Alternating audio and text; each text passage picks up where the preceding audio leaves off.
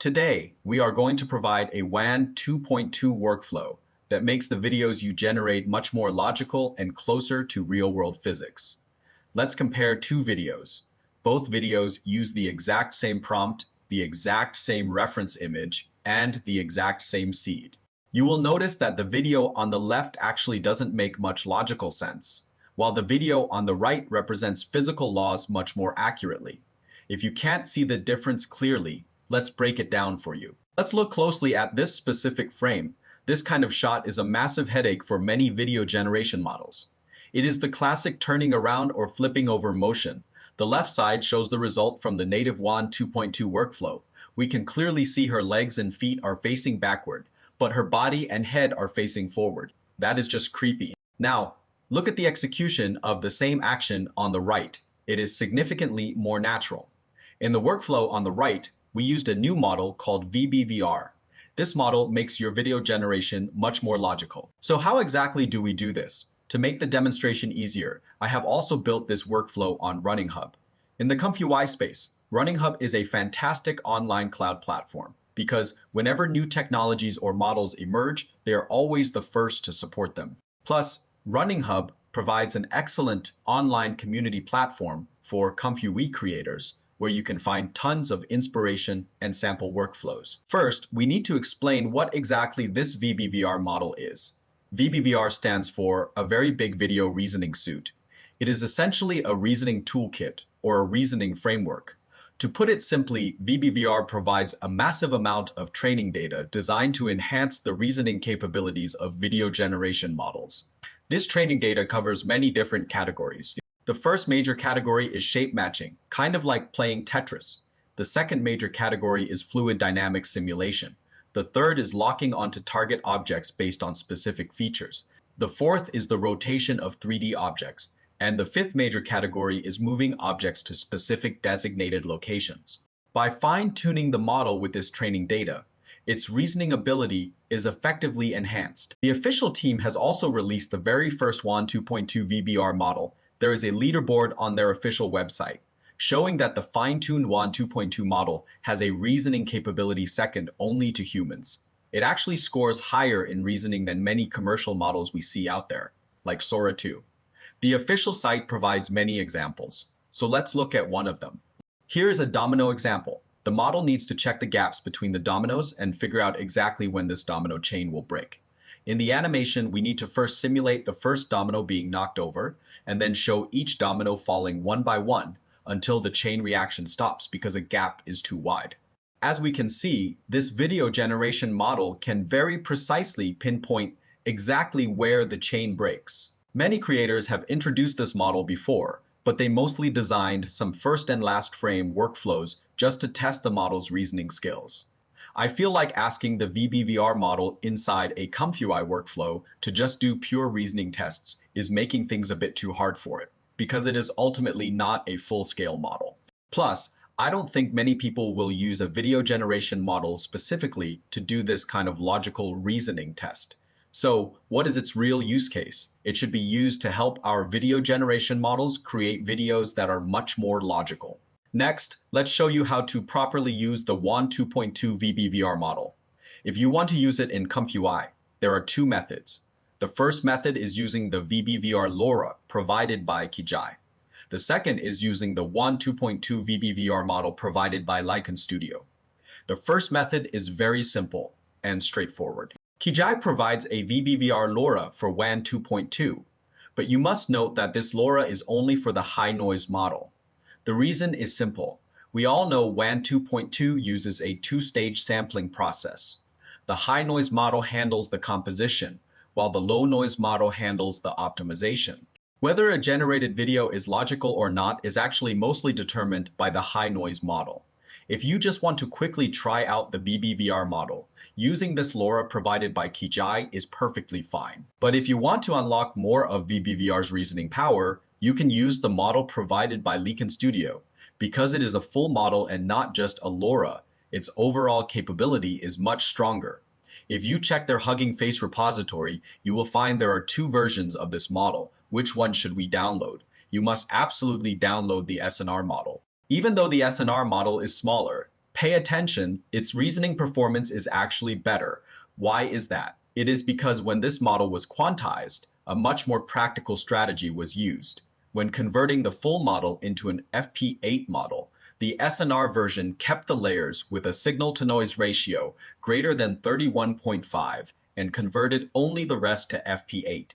Therefore, this SNR model preserves much more of the full model's soul and its core capabilities. Alright, let's demonstrate the effects of these two solutions. First, we will use the Wan22 VBVR, LoRa provided by Kijai. The workflow you are looking at right now is actually just a standard Wan 2.2 image-to-video workflow. I have made a few slight tweaks to it. First, I connected the VBVR LoRa right after the high-noise model, and I left the low-noise model completely untouched. We just explained the reason for this. Kijai only provided a LoRa for the high-noise model. Also, to make comparisons easy, I designed two side-by-side sampling workflows. The main difference between these two sampling workflows is the high-noise model being used. The top one uses the native Wan 2.2 image-to-video model, while the bottom one incorporates the VBVR LoRa. This allows us to easily see the differences in the videos they generate. There is another thing you need to pay attention to, and that is writing your prompts. If you just use some basic standard prompts, it might be really hard to spot the difference between them, especially if the actions you describe are too generalized or not intense enough. The videos generated by these two models will look pretty much identical. In a previous video, we explained how to give your generated videos more dynamic motion. Our strategy is to pack 5 continuous actions into a 5-second video. If you want to know the details of how to write these prompts, go watch that video carefully. To make testing easy, I have also prepared a corresponding prompt engineering template for you. With this template, you can use any large language model to help you generate the exact prompts you need. To give you a highly intuitive look at the results, I designed 5 test cases here. The first example is a beautiful woman in a photography studio. We hit her with some gorgeous lighting, so the overall aesthetic of the image is just stunning. We designed 5 very complex actions for her. We don't need to worry about what those 5 specific actions are right now. We just need to look at the final generated result. The left is the result from the native Wan 2.2 model, and the right is the result after we added the VBVR LoRa. After careful analysis, you will notice the right side looks much better. This shows up mainly in 2 aspects. First is the fluidity of the motion. The girl does a backward jump and then lands. You will find the execution on the right is quite elegant, whereas the left feels incredibly stiff. There are also detail consistency issues. For example, look at the gloves on the left side. They are 2 different colors, blue and pink. It is inconsistent. But look at the right side. It generated perfectly consistent pink gloves. So, it adheres much better to basic logic. The second example is actually the one we showed you at the very beginning. The original image features a girl lying lazily on a couch. We designed a bunch of actions for her, but the most crucial one is a backflip. We all know that when models try to execute actions like tumbling or flipping, most of them completely fail. Wan 2.2 is no exception. Look at the left side. When she flips, it is honestly hard to tell if her body is facing forward or backward. When you look at her upper body, she seems to be facing forward, but her lower body looks like it is facing backward. However, you will notice that after adding the VBVR model, this problem completely vanishes. Moreover, the smoothness and overall aesthetic of the right model's motion is vastly superior to the left. The third example is a girl drinking cola. When introducing the VBVR model, we specifically highlighted that it underwent specialized training for fluid dynamic simulation. So we designed an action where the girl holds the cola bottle and then violently smashes it. You will find that the overall generation quality from both models is actually pretty decent here.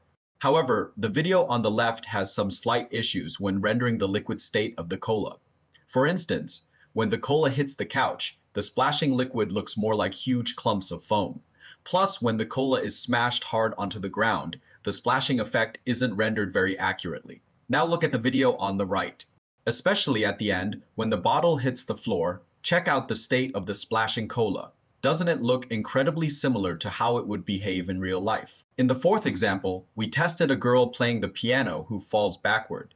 The results from both videos are actually quite similar. But personally, I feel that with the VBVR model, the girl's falling motion and posture are much more elegant. In the traditional Wan 2.2 model, she looks a bit more awkward and clumsy. For the fifth video, we designed a scene where a girl is playing hide and seek. The two resulting videos are quite different, so they aren't highly comparable. The VBVR model added an extra action in the middle. There was an obstacle, a table with a chair next to it, and the girl happened to pass right through that path. So she actually performs a jump right over the table. But in the video on the left, that action doesn't exist. Overall, I think for this specific round, the native Wan 2.2 model actually looked a bit more natural. So after testing 5 scenarios, the VBVR model outperformed the native Wan 2.2 model in 4 of them. Therefore, we can confidently confirm that the VBVR model is highly effective at optimizing video generation logic. Finally, let's take a look at the results of using the VBVR SNR model. Modifying the workflow for this is super simple. We just need to swap out both the high noise and low noise models from the native Wan 2.2 to the VBVR SNR model. But pay close attention here. You absolutely must keep the lightning acceleration LoRa. This is because the VBVR model itself does not have any built-in acceleration properties. You don't need to make any extra modifications to the rest of the workflow. We selected 3 out of the 5 previous scenarios to test the VBVR SNR model. Overall, it looks more aesthetically pleasing, and the detail rendering is fantastic. However, there are a few issues. For example, in the second scenario with the backflip, the woman feels a bit like she is floating.